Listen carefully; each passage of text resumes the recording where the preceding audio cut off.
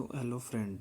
आप जैसे कि हमने जो है कल जो कि मैंने स्टार्ट किया था कि जो मैंने यहाँ पे मॉक मारे थे, मॉक टेस्ट दे रहा हूँ, उसकी जो है मैंने फर्स्ट कॉपी डाली थी। ये सेकंड है। फर्स्ट जो है वो जो है एंशियंट की थी, एंशियंट हिस्ट्री की। ये जो है मॉडर्न हिस्ट्री की है।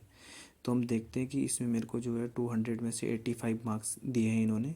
तो देखते हैं कि मतलब इन्होंने किस हिसाब से मेरे को मार्क्स दिए हैं, जो कि आपको थोड़ा बहुत हेल्प दे सकता है कि मतलब क्वेश्चन को कैसे अटेम्प्ट किया जाए।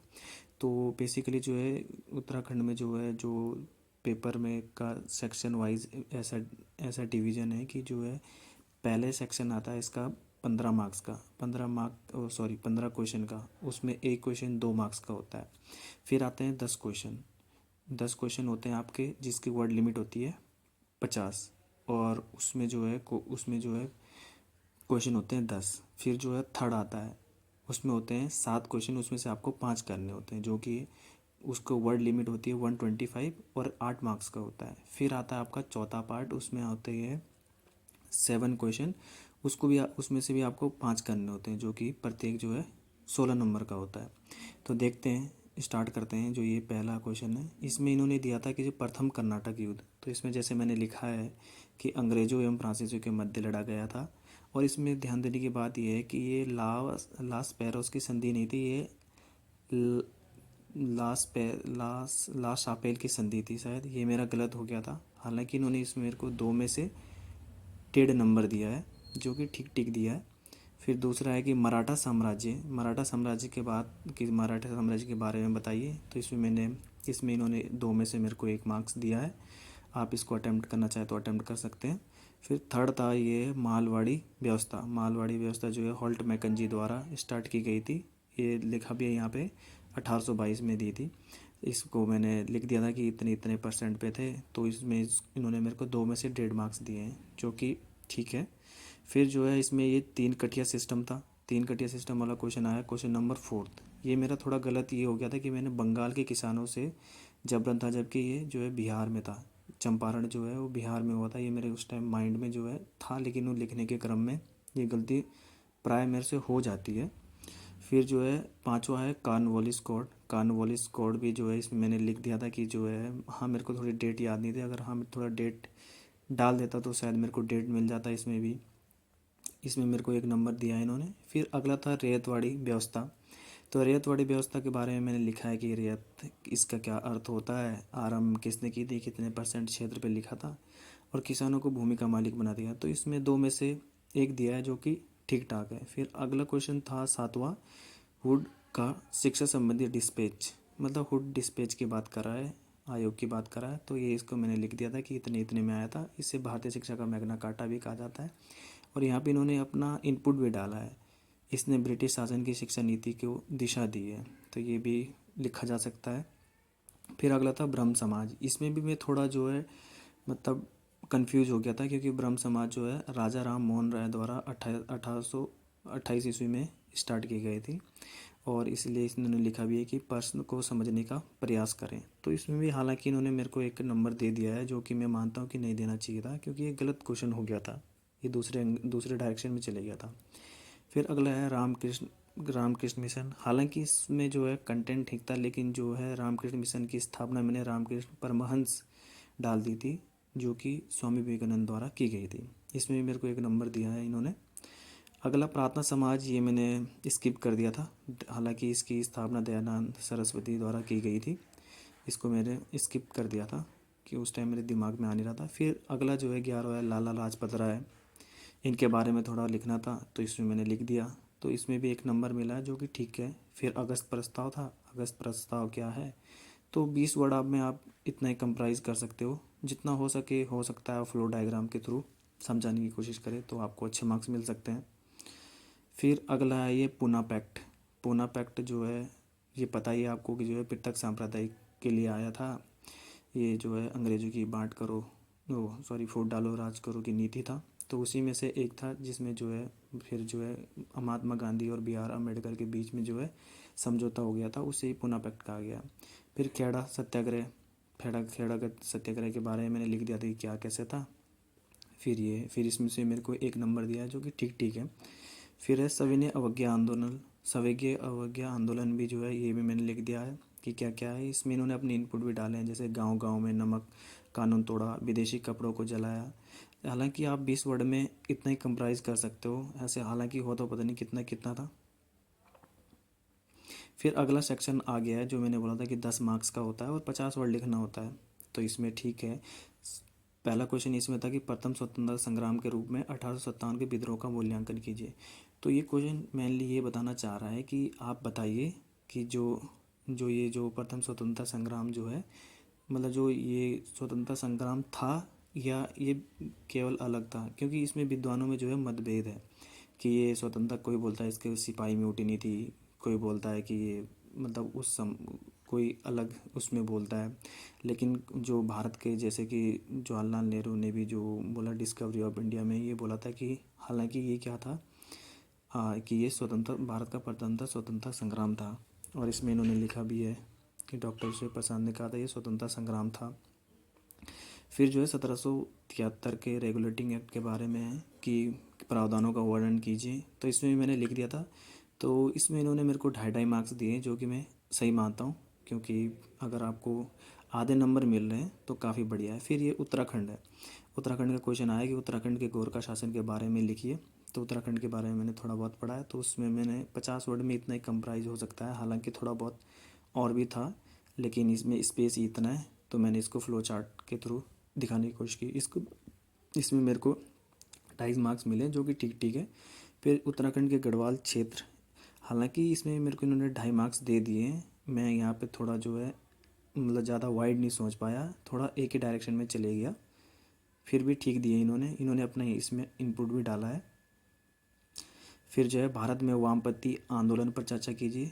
इसके संदर्भ में मेरे दिमाग में उस टाइम कुछ आना था, तो मैंने छोड़ दिया। फिर अगला है कि बंगाल में क्रांतिकारी आंदोलन पर टिप्पणी कीजिए। तो इसमें मैंने लिख दिया था कि मतलब बंगाल में कैसे उदय हुआ और फिर क्या क्या घटनाक्रम हुए। हालांकि इसमें एक दो मैंने गलत लिख दिया है, जैसे काकोरी कांड। ये काकोरी कांड वहाँ पे नहीं हुआ था, क्योंकि ये कानपुर के आसपास पड़ता है। फिर भी इन्होंने मेरे को 2.5 मार्क्स दे रखे हैं। फिर जो है सेफ्टी वॉल्व सिद्धांत है। फिर ये लिखा है कि फिर ये इसके बारे में मैंने लिख दिया था कि लाला लाजपत राय द्वारा अपने यंग इंडिया में प्रस्तुत किया था, ये मैं लिखना भूल गया था, लेकिन उन्होंने इसमें करा था। फिर उन्होंने अपने इसमें कहा था कि ये कांग्रेस जो है लॉर्ड डफरिन के दिमाग की उपज है, ताकि जनमानस की प्रतिक्रिया को पहले से समझ सकें। फिर अगला क्वेश्चन है 23, भारतीय राष्ट्रीय कांग्रेस की स्थापना पर टिप्पणी कीजिए। तो इसमें मैंने लिख दिया है कि मतलब कैसे स्थापना की, किसने जो है इसमें योगदान दिया। तो इसमें भी मेरे को जो है 2.5 मार्क्स मिले हैं, जो कि ठीक ठीक है। अब फिर अगला जो है 24वां बंगाल विभाजन सांप्रदायिक को बढ़ावा देने हेतु उठाया गया कदम।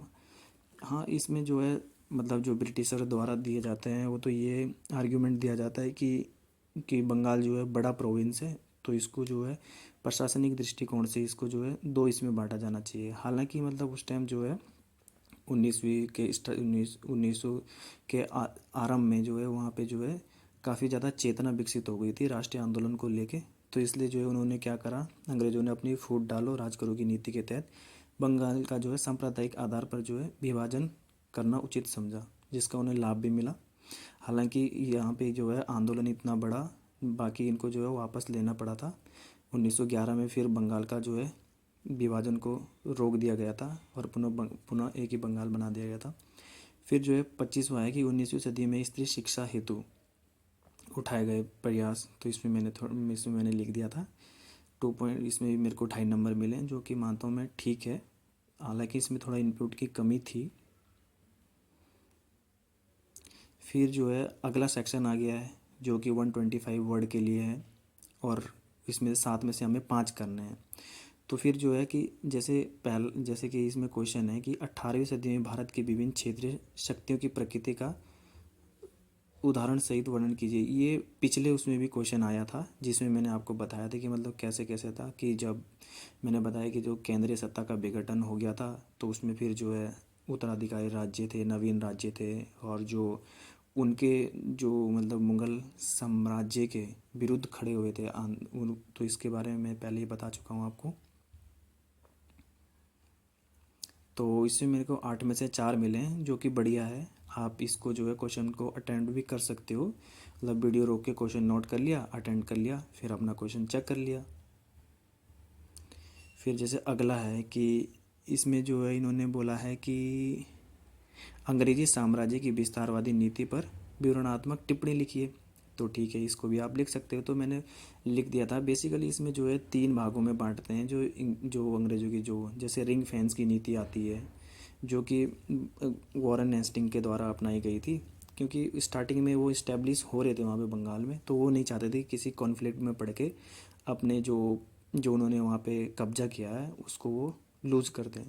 फिर अगला मैंने लिख दिया था कि विलय और विस्तार की नीति, जिसमें जो है डलहौजी ने महत्वपूर्ण भूमिका निभाई थी, सहायक संधि भी थी इसमें एक।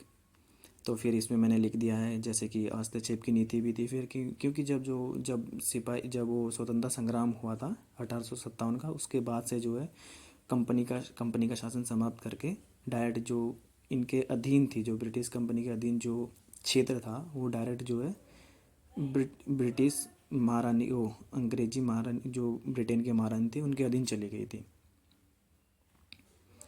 ओके, फिर अगले थे कारकों को इंगित कीजिए जो अंग्रेजों को अन्य। हाँ, इसमें सिंपल सा हमें बताना था कि जो ब्रिटिश मतलब आए तो भारत में अनेक यूरोपियन आए, लेकिन जो है फाइनली जो है यहाँ पे जो इस्टेब्लिश कर पाया है वो ब्रिटिशर ही कर पाए, ब्रिटिश ही कर पाए। तो इसमें हमें दिखाना था कि इसमें हमें क्वेश्चन में ये शो करना है या ये इनपुट डालने हैं कि ब्रिटिशर क्यों यहाँ पे टिक पाए अन्य की तुलना में। तो इसमें मैंने डाले हैं वो रीज़न। तो इसमें हम देखते हैं, इन्होंने अपना इनपुट भी डाला है, कितने क्या मार्क्स दिए इन्होंने। तो इन्होंने मेरे को 8 में से 4 दिए हैं, जो कि ठीक ठीक है, और ऐसे मैंने ये ठीक ही लिखा था क्वेश्चन। फिर अगला क्वेश्चन है, ये स्किप कर दिया था मैंने, क्योंकि इसमें 7 में से 5 करने होते हैं, मैंने डाल दिया है ताकि आप अटेम्प्ट कर सको। जैसे उत्तराखंड की पत्रकारिता का उद्भव एवं विकास की चर्चा कीजिए। और अगला था कि उत्तराखंड, सॉरी ये वही रिपीट हो गया है, उत्तराखंड की पत्रकारिता का उद्भव एवं विकास की चर्चा कीजिए। अगला क्वेश्चन है उत्तराखंड के इतिहास के साहित्यिक स्रोतों का वर्णन कीजिए। ये भी आप अटेम्प्ट कर सकते हो। फिर अगला था कि भारत में पुनर्जागरण के उद्भव में राजा राम मोहन की राय की भूमिका थी। तो इसको मैं, क्योंकि ये शायद मैंने बाद में अटेम्प्ट करा था, तो इसमें मेरे को ज़्यादा टाइम मिला नहीं था, तो इसको मैंने जो है पॉइंट वाइज ही कंप्राइज कर दिया था यहाँ पे। तो इनके मैंने लिख दिया था यहाँ पे जो जो मेरे को उस टाइम माइंड में आ रहा था। तो इसमें मेरे को इन्होंने 8 में से 3 दिए हैं, जो कि मैं ठीक ही मानता हूँ, क्योंकि इसमें मैंने ज़्यादा वो भी नहीं डाला। तो फिर हमारा लास्ट सेक्शन आ जाता है, जिसमें 7 में से हमें 5 करने होते हैं। 250 वर्ड का होता है ये, इसमें 250 वर्ड लिमिट होती है, और एक क्वेश्चन जो है वो होता है 16 मार्क्स का। तो इसमें हमें पहला पार्ट इसमें है कि आंग्ल प्राच्य विवाद क्या था, और भारत में शिक्षा के विकास हेतु ब्रिटिशर के योगदान का आलोचनात्मक वर्णन कीजिए। तो पहले तो हमने बताना कि आंग्ल प्राच्य विवाद क्या है। तो आंग्ल प्राच्य विवाद हमने लिख दिया सिंपल सी, क्योंकि इसमें जो है मैकाले और प्रिंसेप बंधुओं के बीच में विवाद उत्पन्न हो गया था कि जो है भारतीयों को जो है किस भाषा में जो है शिक्षा दी जानी चाहिए, उनके जो है स्थानीय भाषा में या अंग्रेजी भाषा में। इसी को लेके इन पे जो है विवाद हो गया था, उसी के संदर्भ में ये लिखना था। फिर जो है देखना था कि ब्रिटिशर ने कैसे शिक्षा का मतलब प्रसार करा भारत में। तो यहाँ पे लिखा है कि मतलब मैंने बताया है कि कैसे कैसे इन्होंने करा। हाँ, यहाँ पे ये नोटिस, यहाँ पे मैं ये हाईलाइट करना चाहूँगा कि जो यहाँ पे जो मैंने लिखा है कि ये डाउनवर्ड इन्फ्लेट्रेशन थ्योरी होती है। ये डाउन ट्रोडन नहीं होती है, जिसे हम निष्पंदन का सिद्धांत बोलते हैं। इसमें सिंपली ये होता है कि अंग्रेज़ों ने ये कहा कि हम उच्च वर्ग को जो है इसी को अधोगामी निष्पंदन का सिद्धांत कहते हैं, जिसमें ये कहा गया है कि ऊपरी वर्ग को हम शिक्षा देंगे, वही लोअर वर्ग के भारतीयों को शिक्षित करेंगे, जबकि ऐसा कुछ नहीं हुआ, जो मैंने इसमें मेंशन भी किया है। तो इसी के संदर्भ में इसका हमने आलोचनात्मक विवरण कर दिया। इसमें इन्होंने 16 में से मेरे को 8 मार्क्स दिए, जो कि मैं ठीक मानता हूँ। फिर अगले क्वेश्चन है कि 19वीं सदी में भारत में हुए राजनीतिक जनजाति विद्रोह की विशेषताओं की चर्चा कीजिए। तो मैंने लिख दिया, पहले थोड़ी हेडिंग बनाई, फिर उसमें डाला कि जनजाति विद्रोह के कारण क्या थे, आर्थिक वगैरह। और फिर राजनीतिक बता दिए, सामाजिक सांस्कृतिक, प्रमुख विद्रोह बता दिए, दक्षिण में कौन से हुए थे, उत्तर पूर्व में कौन से हुए थे। फिर जनजाति विद्रोह की विशेषता बताइए, उनकी विशेषता बता दी। फिर सीमाएं भी मैंने बता दी कि इनकी सीमाएं क्या क्या थी। फिर जो है फाइनली मैंने इनका थोड़ा सा एक निष्कर्ष निकाल दिया, निष्कर्ष लिख दिया। तो निष्कर्ष सॉरी मैंने लिखा नहीं है, जो इसने जो है पॉइंट आउट भी किया है कि निष्कर्ष लिखिए। फिर भी इसने मेरे को 16 में से 8 मार्क्स दे दिए हैं, क्योंकि इसमें मैंने सारे डायमेंशन कवर कर ली थी। फिर अगला क्वेश्चन है आपका कि ब्रिटिश भारत में प्रेस के विकास एवं भारतीय राष्ट्रीय आंदोलन में इसके योगदान का वर्णन कीजिए। तो इसमें सिंपल सा बताना था कि हमें पहले बताना है कि जो है मतलब भारत में प्रेस का उद्भव कैसे हुआ। फिर इसमें जो है भारत में मतलब इनका जो जो बुद्धिजीवियों ने कैसा प्रयोग करा, और इसके इसके प्रयोग से कैसे भारतीयों में जो है राष्ट्रवाद की भावना चेतना जो है जागृत हुई, और फिर उसके कॉन्सिक्वेंसेस क्या हुए, तो उसमें मैंने लिखा भी है। फिर जो है सरकार ने इसके विरोध में क्या क्या कदम उठाए वो भी मैंने लिखा है। फिर इसमें भी इन्होंने मेरे को जो है 16 में से 7 दिए हैं, ठीक ठीक दिए हैं। फिर अगला क्वेश्चन जो है वो है असहयोग आंदोलन की प्रमुख विशेषताओं का वर्णन कीजिए। तो इसमें ठीक है, असहयोग आंदोलन तो इसमें मैंने बताया है कि मतलब पहले जो एक भूमिका डाल के मतलब ये क्यों स्टार्ट हुआ, और फिर असहयोग आंदोलन की मैंने फिर विशेषताएं लिखनी स्टार्ट करी। फिर इसमें कुछ इन्होंने अपने इनपुट भी डाले हैं जो यहाँ पे डाले हैं, जैसे देश में विदेशी सामानों का बहिष्कार किया गया, ये हालांकि ये मैंने लिखा था। हाँ, ये मैं थोड़ा भूल गया था कि शराब की दुकानों को बंद कर दिया गया और विदेशी कपड़ों को जलाया गया। इसमें जो है शराब की दुकानों आदि पर जो है महिलाओं की मुख्य भूमिकाएं थी। फिर मैंने इसमें थोड़ा घटनाक्रम डाल दिया। फिर लोगों की प्रतिक्रिया क्या क्या थी, फिर जो है गांधी जी की क्या क्या प्रतिक्रिया थी। फिर हालांकि इन्होंने मेरे को इसमें मतलब मैंने ठीक इनपुट डाला था, तो इन्होंने मेरे को ठीक मार्क्स भी दिए हैं। यहाँ इन्होंने मेरे को 16 में से 8 मार्क्स दिए हैं, जो कि मैं बढ़िया मानता हूँ। लास्ट क्वेश्चन ये था जो मैंने अटैम्प्ट नहीं करा था, क्योंकि 7 में से 5 अटैम्प्ट करने थे, जो कि मैंने 4 या 5 के आसपास अटैम्प्ट कर लिए थे। इसमें चंदों के अधीन राज्य निर्माण की प्रक्रिया समझाइए। तो मतलब ये उत्तराखंड पीसीएस की जो मैंने टॉपर की जो कॉपी भी देखी थी 2016 की, तो ये माना जाता है कि अगर आप उत्तराखंड के क्वेश्चन अटैम्प्ट कर लेते हो तो दूसरे क्वेश्चनों के कंपैरिजन में आपको ज़्यादा मार्क्स देते हैं, ऐसा मानना है। अगर आप चाहोगे तो मैं जो मेरे पास उनकी कॉपी पड़ी हुई है, उन्होंने आरटीआई के थ्रू मंगवाई थी, तो मैं वो